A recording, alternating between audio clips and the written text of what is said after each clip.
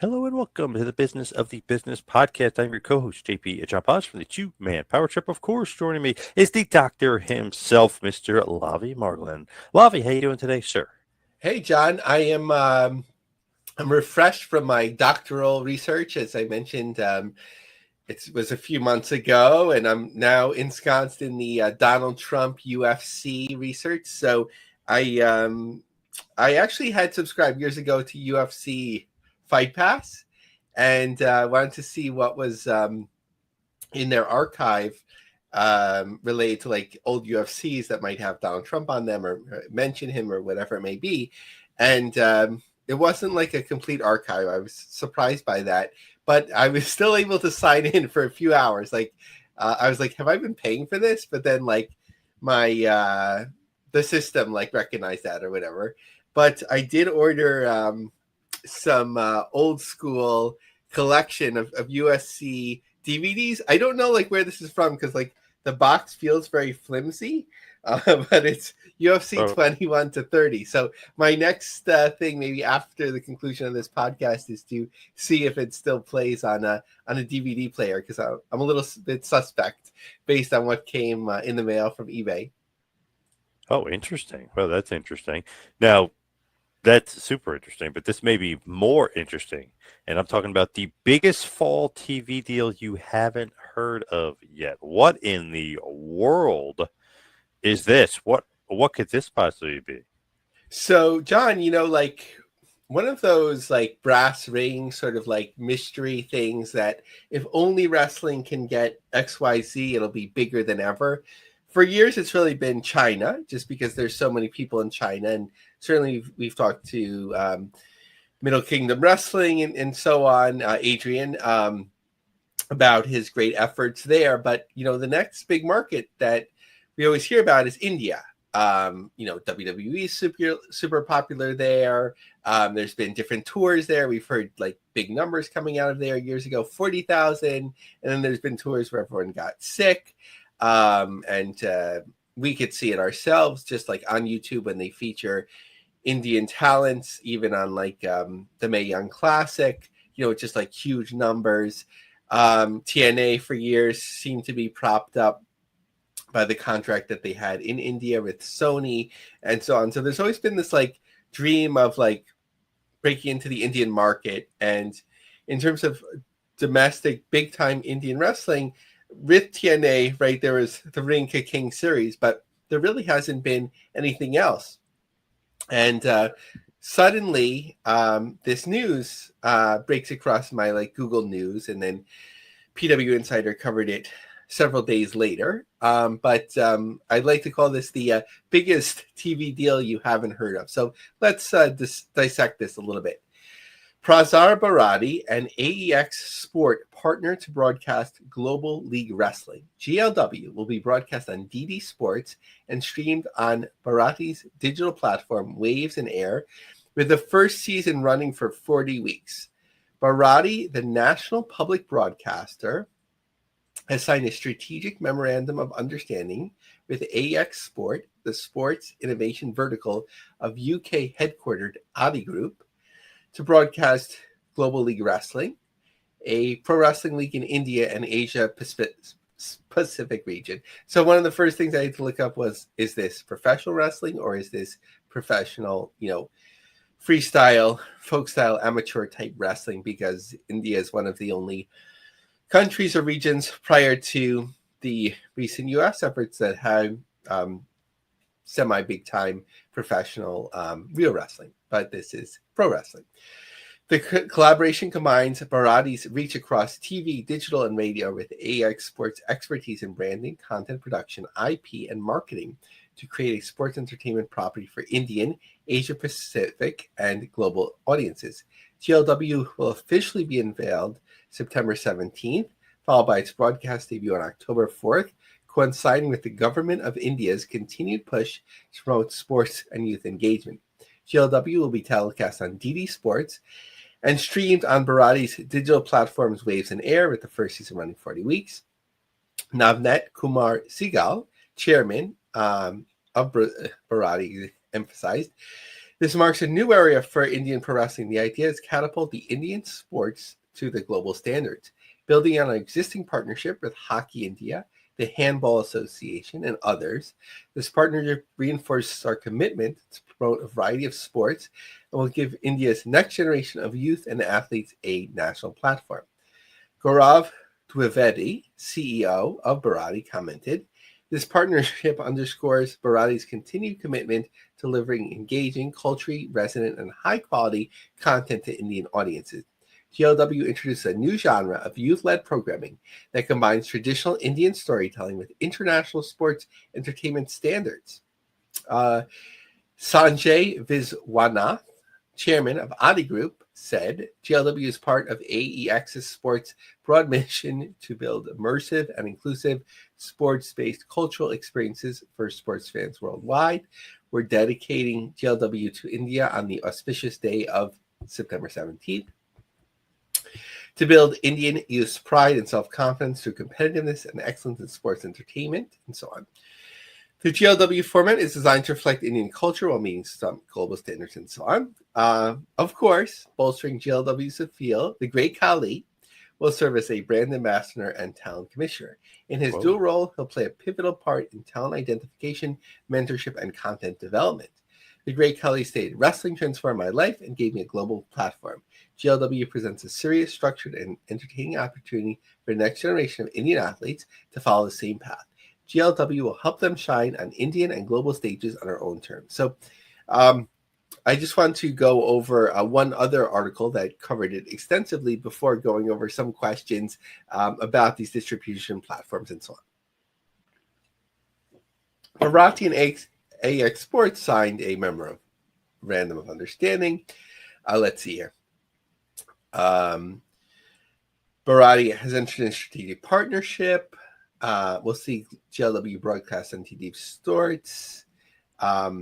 Let's see, 40 weeks.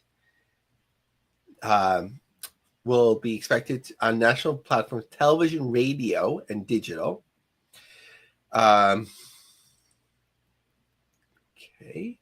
GLW has developed an emphasis on Indian cultural production values and so on. Okay, so actually that's pretty similar. So, John, before we go into some explanations via Grok, what do you think about the prospects here? What type of questions do you have about something like this? I'm just so fascinated with it. They're going to try pro wrestling again in India, but really just have an Indian-based company. Of course, Great Khali, the former WWE superstar, of course, he's involved. Yeah, so it'll be like sort of the expectation is that high production values. It's not yet clear if there'll be international talent involved, although Mike Johnson of PW Insider did say that Cam Vale, friend of the podcast, is involved. Yeah. Of course, the Australian promoter who made waves not only with his own promotions, Oceania and Melbourne Wrestling, but also bringing StarCast to Australia and so on. So, that's the first time I saw Cam's name attached, although it's all very young. So once that comes out, we'll invite him to the podcast. But, sometimes it feels like a mystery, of course, in a new market. Who are these players and what's going on? So in terms of the media, Prasar Bharati, it's India's public broadcaster overseeing Doordarshan DD, the national television network, and All India Radio Air, the national radio network. It also operates Waves, an over-the-top streaming platform. The role in the partnership, Bharati will broadcast GLW on DD Sports, its sports channel, and stream it on Waves, and also audio coverage via air. We have to remember that certain parts of India are very remote, and it's not so much of like a television rabbit ears or something like that, where people get their news via audio. So you can create some form of knowledge or interest over radio too. This multi-platform approach ensures accessibility across TV, digital, and radio. As India's public broadcaster, Bharati has a mandate to reach every corner of the country, including remote and rural areas. making it a unique player in the media landscape. It focuses on family-friendly and culturally relevant content aligned with growing sports like wrestling. AEX Sports. So AEX is a sports and media entertainment entity focused on promoting niche or emerging sports. AEX is collaborating to produce and promote GLW, ensuring the league's content is tailored for broadcast and streaming. AEX Sports is likely pivotal in bringing a new wrestling league to the Indian market. Okay. The reach of Prasar Bharati. DD Sports is one of India's oldest and most widely accessible television networks, with a reach that spans urban and rural areas.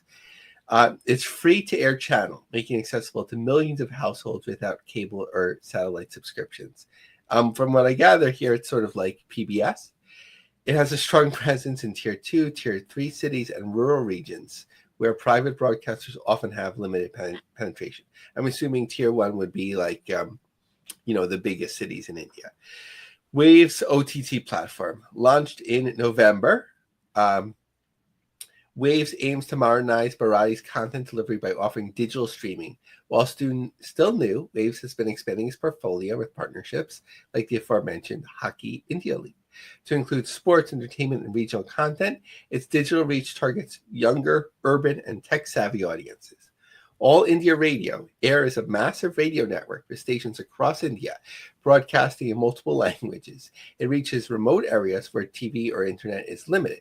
Combined reach. Prasar Bharati's multi-platform ecosystem provides unparalleled, estimated to cover 90% of India's population, which includes 1.4 billion people across urban and rural areas. Its free-to-air model and multilingual content makes it uniquely positioned to penetrate diverse demographics from metropolitan centers to remote villages.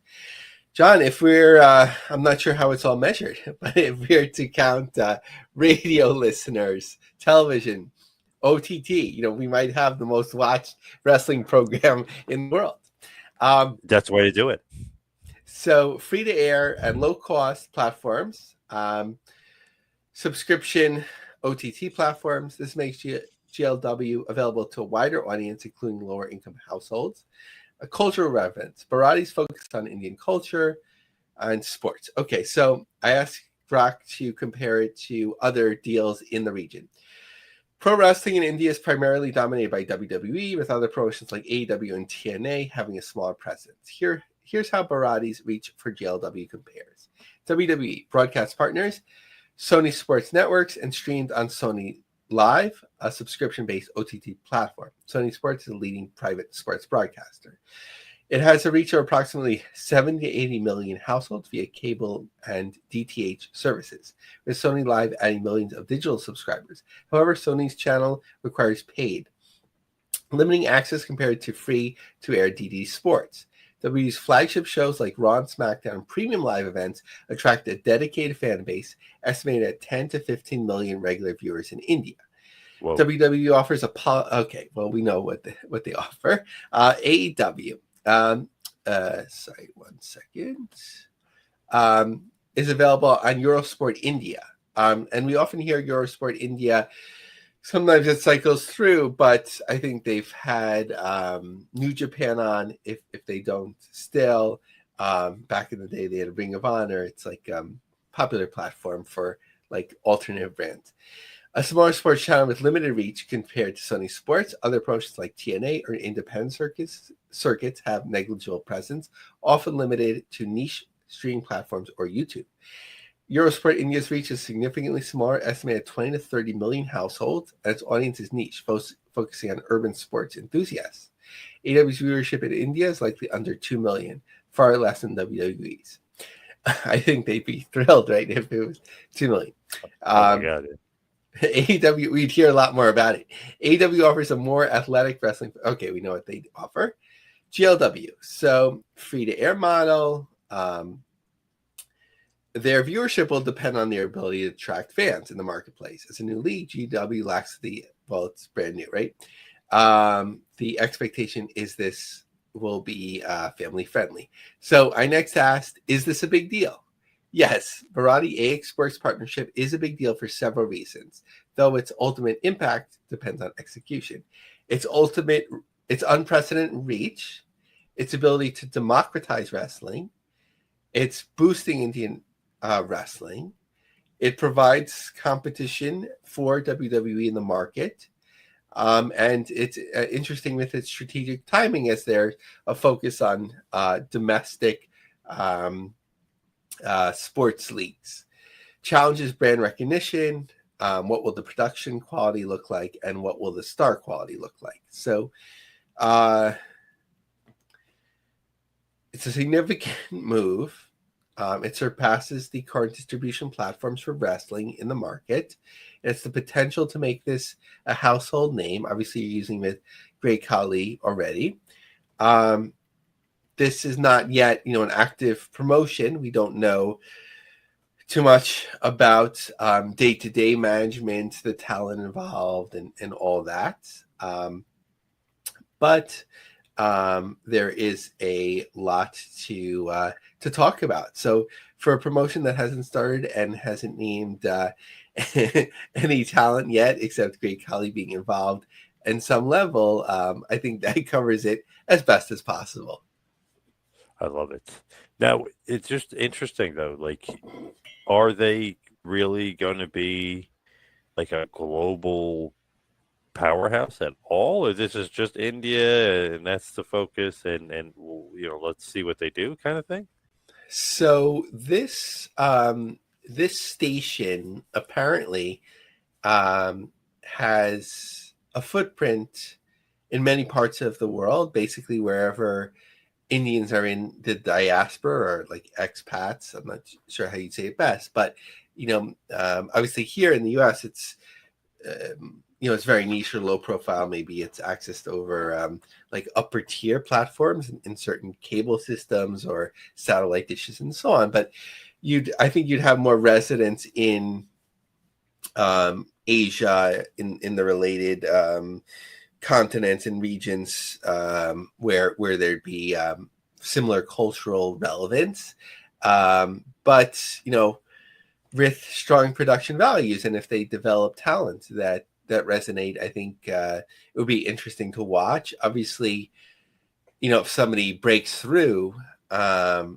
WWE or AEW can pick them up and really market that. I guess part of it is also like sometimes, like, if you're from the area, it's hard to be like global unless you've left and come back. So like, what will be like the interest in bringing, like, in developing talent? Will there be some sort of like training system? I think you'd have to have that, eventually being fed. But you have all these talents, of course, that are from India themselves, or their family is Indian, and you can bring them in as well. I'm thinking, who's the guy from TNA that used to do, like, he had the shake? It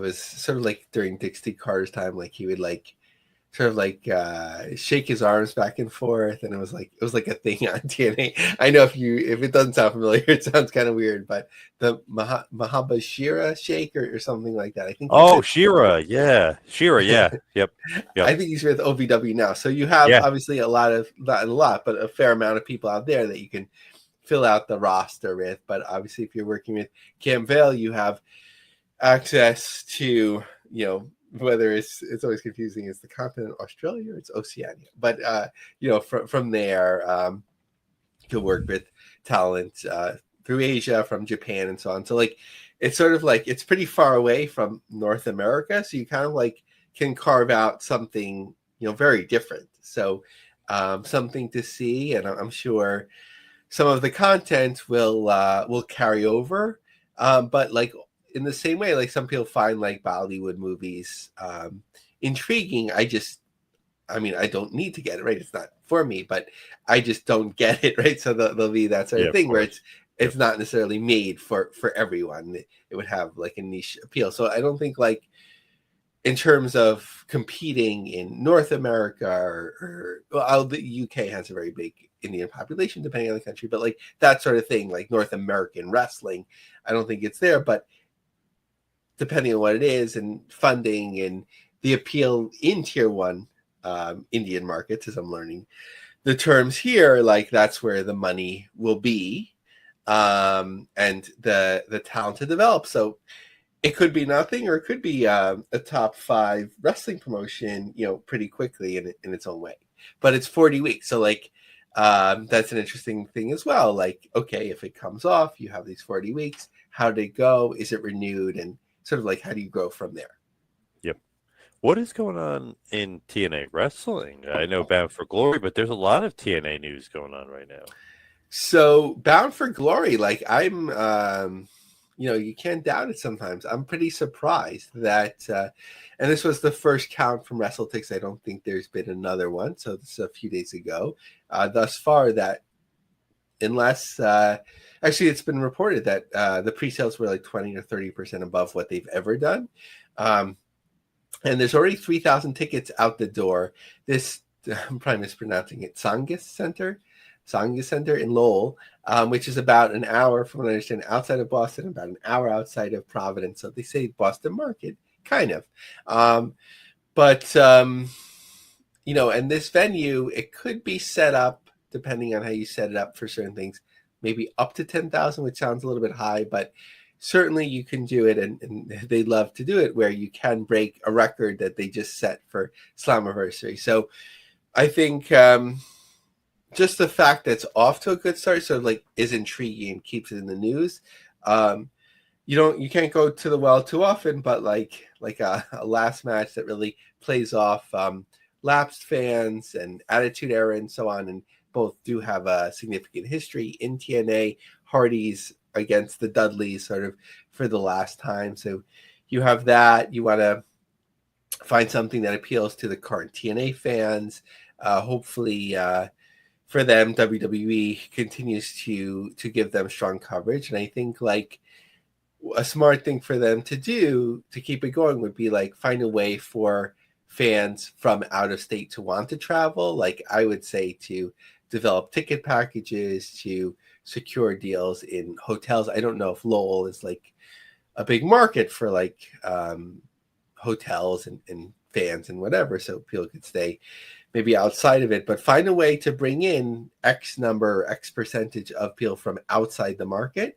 I would have said like not to go for a record, plan on the next Slammiversary, but hey, they have the hot hand here, at least for big shows, and something to take advantage of. What did you think, John, when you heard like how hot they start out, and like what Carlos Hill was saying, that he wanted to break the record and he's talking about it everywhere? Pretty surprised. I mean, I love the attitude of Carlos Silva Bennett. I love that they're going for it, but pretty surprised. They're pretty hot. They're really selling some tickets. I feel like using the Hardy Boys is obviously a strong start because they have a huge fan base. So, it's bold, but I love it. So in terms of what's nice, and this show isn't on Ticketmaster, I think it's something else, but thankfully WrestleTix was able to track it anyway. But as TNA does shows that are on Ticketmaster or larger platforms, it's easier to track the tickets, which is great via WrestleTix. So as you're hearing this for the first time, it might be the day of the first show or shortly afterwards, but August 15th in Baltimore at the Chesapeake Employers Insurance Arena, which is quite large, and I'd be sure that they had no plans of selling that out or anything like that. It was a very small setup. That's a good first day, relatively so, in such a big venue. 1,220 tickets, and then a big drop off the second day, which is not unexpected. Thus far on 8/16, 679 tickets. In Minneapolis, in the Armory, 432 tickets, 575 tickets the second day, September 4th and 5th. Edmonton Expo Center, which I'm not sure if it's like a certain section of the center, if it could be expanded, but they had gotten off to a pretty hot start for a show. Well, it's inching up, but 5-6 weeks away. September 25th and 26th, just about 1,500 tickets gone for those, and then followed by Bound for Glory. Just in terms of some other TNA notes that I didn't record, didn't note in our notes here internally, was that they're thinking about, pursuing video games, a video game license. For a number of years, that was like a big thing for TNA. But I feel like wrestling video games was a rare thing back then. Now there's like a number of games, some of them like high profile, some of them downloadable, and you just play it on your phone or whatever it may be. It doesn't seem to resonate as much. I know, well, we're in our 40s, but I'm not a big gamer, but I like to play Teenage Mutant Ninja Turtles. I convinced my son to download it on his computer. I forget what it's called, where you could download all the games, on there. We're having a great time with like old school games. But generally, John, do you hear a lot about like wrestling video games anymore outside WWE license? Not really. I did for a little bit, like Jeff Jarrett was a part of a game, but recently I haven't really heard much about games, especially since AEW's game kind of flopped. Yeah, that's true, right? AEW had. I mean, they probably still do the AEW Games division, and right, was that Kenny Omega that was like formally running it, or just Yeah. sort of Yep. involved in that? And that seemed like the reporting was like of their early years, that was the thing that was keeping them from profitability, sort of pre-pandemic, before they sort of hit a wall in which they're emerging from now. And the second thing is the TV or distribution streaming deal, however you want to phrase it. I don't know if it's if it's worth talking about week to week, because it's sort of the same story, and I'm not saying I doubt it, but like the timeline keeps getting bumped out further, and the same names again. But it felt like Carlos's interviews this week were sort of like made it feel more serious to me than the previous week, where it seemed like it was being used more for like Slammiversary promotion. What about NWA? What's going on with Billy Corgan's NWA right now?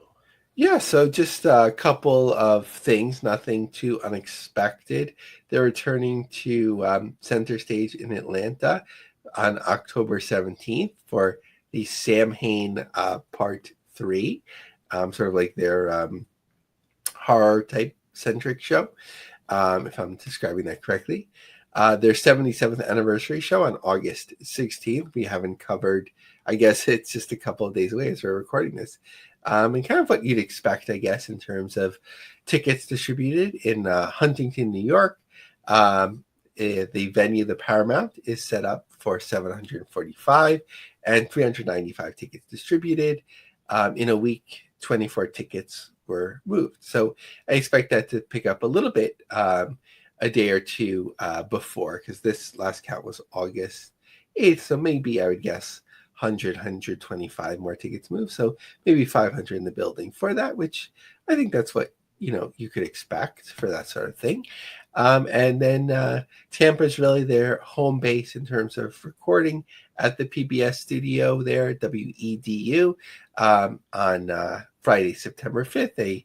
Of course, a small setup. And I'd expect that to be full by the time they have a show there.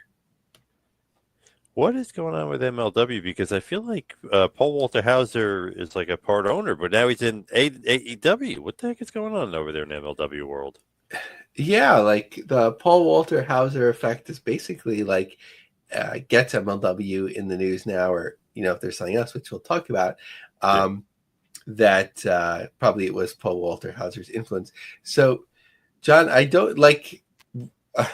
I haven't heard when Paul Walter Hauser was on AEW Collision. Like, do you know? Did he talk about MLW, or is just sort of like a separate thing?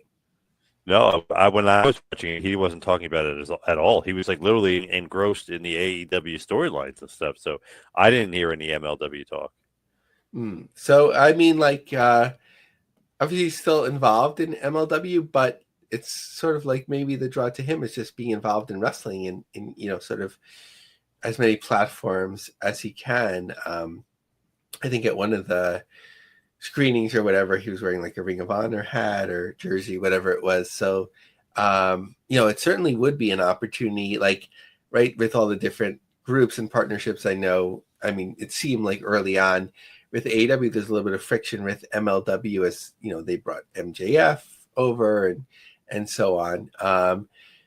But so if there's a relationship that can be brokered, it would just sort of give another avenue to AEW, in terms of talent that they can just cycle through or have on occasion. And obviously for MLW, that would be a pretty big deal. Obviously they approved, or there's that flexibility for MJF where he crossed over into MLW, so maybe there's a little bit of something simmering there.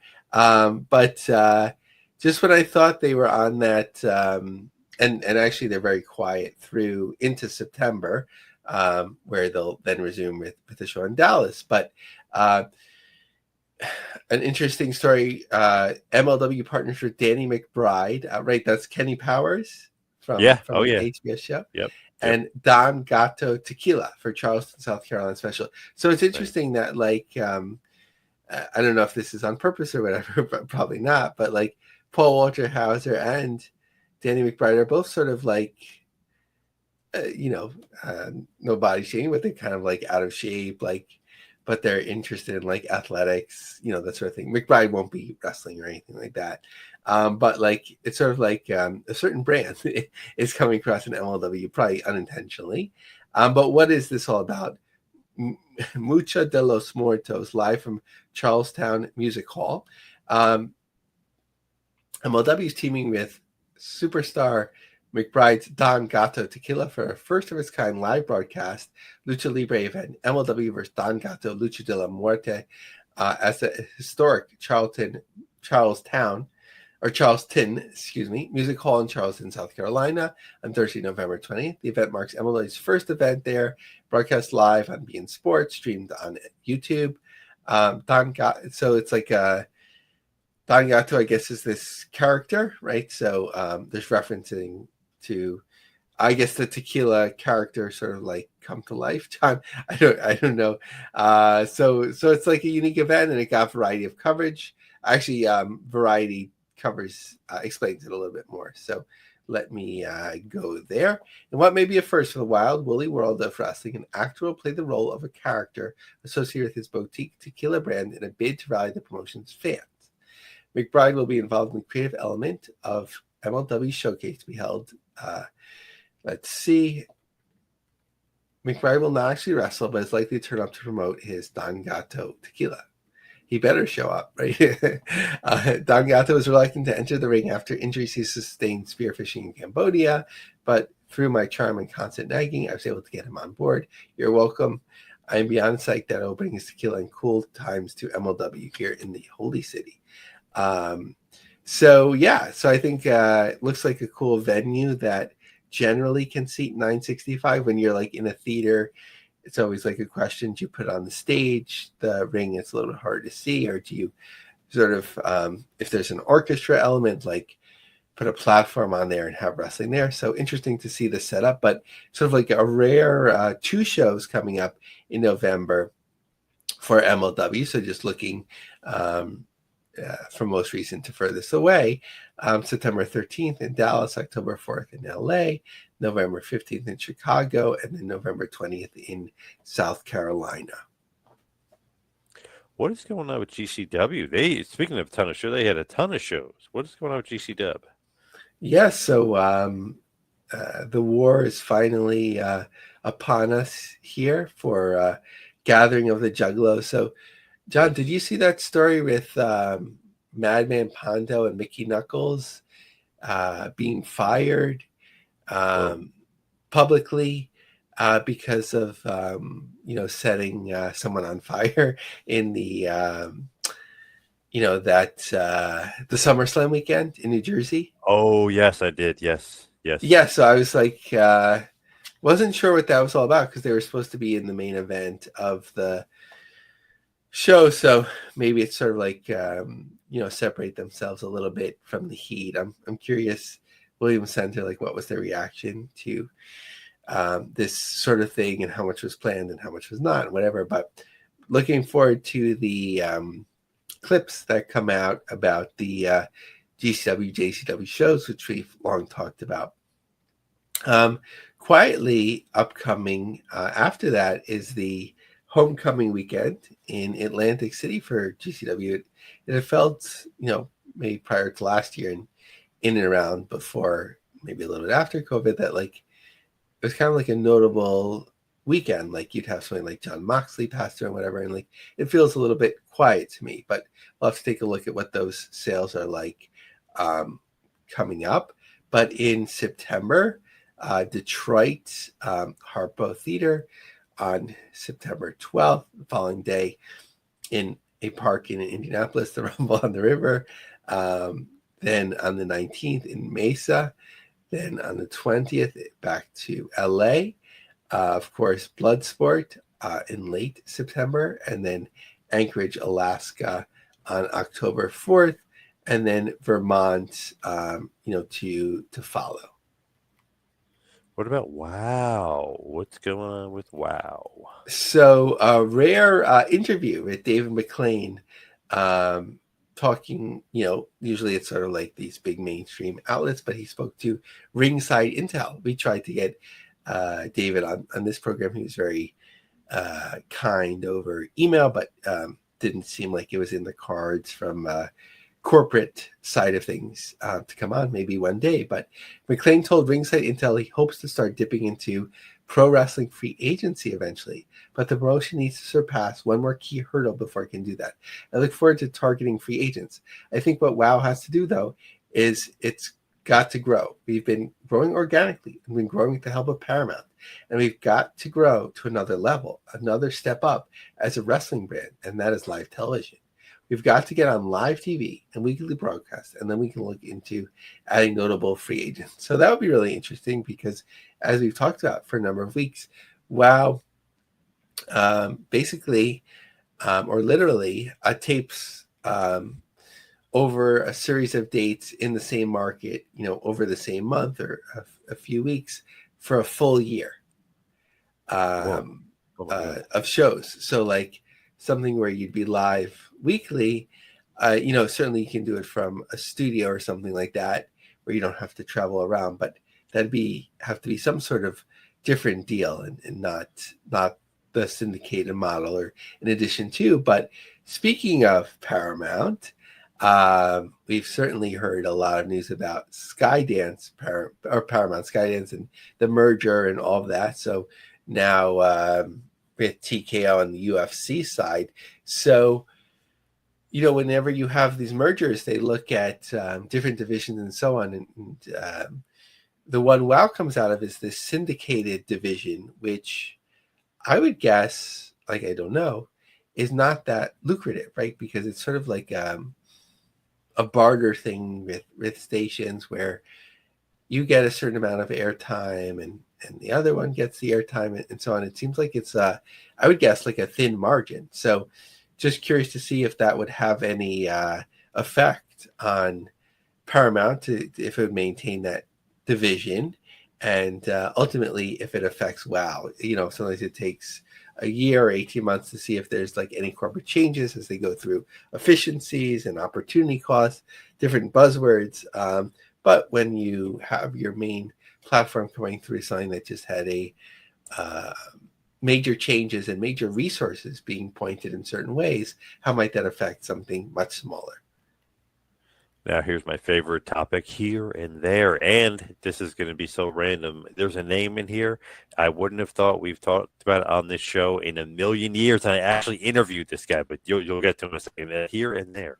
Yeah, and John, I was actually going to say it seemed like someone that you would have interviewed. I didn't realize that you actually Yes, had. I did. Yes, yeah. But first, Limitless Wrestling Vacation Land Cup 2. So last year we were fortunate to do a whole like case study with the owner of Limitless Wrestling, sort of like what it planned and what were the expectations and all that sort of thing. And the Coliseum, is it for sale? And would they be able to do it again?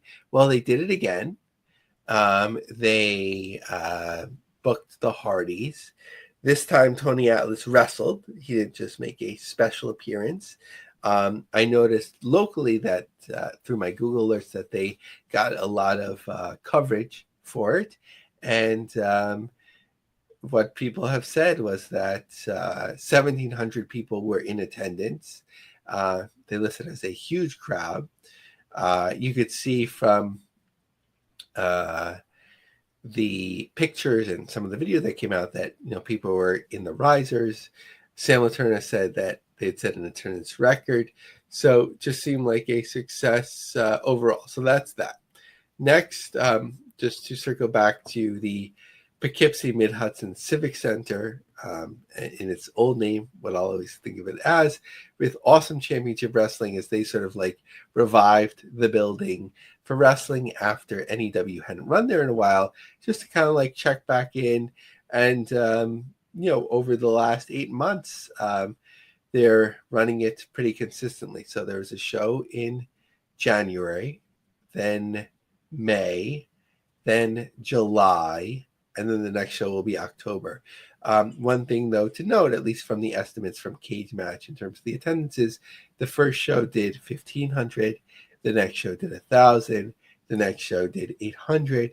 So I would assume pretty good, but if the next show does 600 and the show after that 400, I'm assuming that it's not going to be consistent in that way. But like, you have to find what's your bottom and then sort of build it up to make it viable. But that's just looking at it from a few steps removed. So in terms of what we were hinting at a moment ago, Charlie Thunderblood Norris, unfortunately passed away, but he had a tribute show, and it's just it's one of two stories that we'll talk about tonight, sort of like things that are not really covered much beyond outside of markets or certain niches that I think are meaningful and important. So the memory of Charlie Thunderblood Norris, Red Lake band member and professional wrestler, took the main event center ring in mid-July at Seven Clans Casino, Thief Rivers Falls. The outdoor ring, surrounded by ringside and extended seating on an 80-degree late afternoon under a partly sunny sky, was where the showcase event was held. About 500 spectators attended the MAW Midwest All-Star Wrestling main event. This was a showcase event with international wrestlers like Jake Roberts, Bob Orton, Sam Houston, plus Paul Verk, The Real Drago, Garrison Creed, The Widowmaker, and Samantha Starr. The family of Charlie Norris approached the casino with the idea of a wrestling tribute show, said Verdell Bellew Jr., the general manager. When I came on as GM, as we were exploring different options for summer events, I remember going to wrestling shows at the casino when I was a kid, and it piqued my interest. Just wrestling alone would have been exciting, but having the honor to help make this show a reality only meant that much more to me as a community member of Red Lake. My role in the event was to ensure that everything went according to plan. Francis at marketing and David from MAW both did a great job planning everything out, and it was our job at the casino to execute.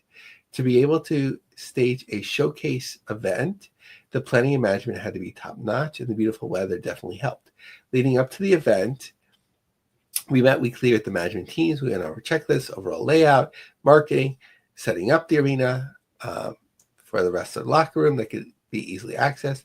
I remember seeing Charlie around our community. My mom was always so happy to see him, and she'd share stories of the wrestling, what it was like in the area. Charlie Norris' career was explained in detail. Okay, so see, they covered his Wikipedia profile. So people to learn more about Charlie Norris, go search out the Two-Man Power Trip of Wrestling podcast with John Paz featuring Charlie Norris. Was a big-time WCW superstar, so people should know the name. They should recognize him. Obviously, he was on TV a lot and pay-per-view as well. So people, early 90s, so people should remember that, hopefully. Yeah, I think like around 93, he was a pretty solid like first or second match on the pay-per-view opener. Sort of like kind of like the equivalent of like the Cole brothers, sort of like as a single, I guess. Would that be fair, like in terms of place on the card? Yep. He would get some wins, though. He got a big win at Fall Brawl 93 on pay-per-view. So, I mean, he would get some wins as well. But, yeah, he's definitely solid, like top of the card type of guy. Nice. So one more story, and this is a different facet of things we often hear about, like faith-based wrestling, church wrestling, where the objective is to raise money, but also to bring people in of that faith. So the Baptist paper had a a pretty in-depth article, and I'll cover a fair amount of it here just because it's interesting and kind of gives insight into this type of thing. First Baptist Church Taylorsville recently hosted a unique fundraiser to support the church's Christian school, an evening of wrestling and ministry. The private Christian school was founded 5 years ago and enrolls 45 students. Last year, we tried wrestling as a fundraiser, and it was successful, said Gwen Creel, a teacher and assistant administrator. There are people who follow wrestling just like people who follow baseball, beauty pageants, or horse shows. This is part of the wrestling circuit. It's a ministry. They call it the Lost Art of Wrestling. Reagan Anderson, a facilitator at the school and the sister of one of the owners, added their goal is to reach the lost through wrestling. They've been in business since maybe before 2019. They took a little break during COVID, but are back at it full swing again. This is something kind of new and different. I'm not fond of it, and some of the folks in the church aren't either, but one of the local pastors will do a devotional. Despite the skepticism from some, Creel acknowledges both the spiritual and financial impact. People pay good money for this. It makes good money for the school. The wrestlers come in and do everything. And Skinner Wrecker Service is a good sponsor. That's an awesome name. That's a wrestling name. Skinner Wrecker Service. We also sell refreshments and ask people to donate. The Lost Art of Wrestling is owned by Paul Reels, Micah Thomas, and Samuel Reels. I'll start from the very beginning. When I was 6 years old, I was in a car wreck, broke my leg, and crushed my femur. I told my mom that when I grew up, I wanted to learn to walk again. I wanted to be a professional wrestler. I wanted to wrestle for Jesus. That's where it all really started. Reels began wrestling at 16. At 18, he attempted to start a faith-based wrestling, but it didn't work out. That was in 2012. I broke my ankle the next year. Be careful out there. And didn't know if I would ever wrestle again, but I wanted to. Later, while living in McGee, Reels connected with Thomas, whose mother was close friends with her mom. We always talked about wrestling. We were all Christians. We were like, we need to tie this all together. It took into 2019. I was just a fan. I did everything I needed to get it started. I had Mike as my backup. And if we couldn't cash a check, I couldn't do this or that. Micah was my go-to. Just two guys, one wrestler. We started Law, the Lost Art of Wrestling, because we're reaching the law through the art of pro wrestling. So pretty extensive article about halfway through here. So definitely seek it out if you're interested in this facet of the business. Give me one moment as I get my audio back and going. Can you hear me, John? Yeah. Yep. Okay. I lost the part to hear you, but I see my audio was still good. So that is here and there, and I think that's pretty as far here, near, and there we've ever been, right? So yes. Maine, up, a little bit upstate in New York, a Native American casino, as well as faith-based wrestling. So that's as here and there as it gets. All right. Good stuff, Lavie. As always, thank you everybody out there for tuning in. But let's hit the plugs. You can follow me on Twitter and Instagram at 2Man Power Trip. How about you, Lavie? Follow me on X, Lavie Marg, LAVIE MARG. Please like, share, retweet, all that good stuff. We're up to 10 reviews on Apple, and that's looking good. That was a milestone that took a little bit of a while. And please search us out on LinkedIn, the Business of the Business group. We're growing and hoping to reach 150 members within the next few weeks. All right. Thank you, everybody out there, for listening. See you right back here next week for the Business of the Business. We'll see you next week, folks.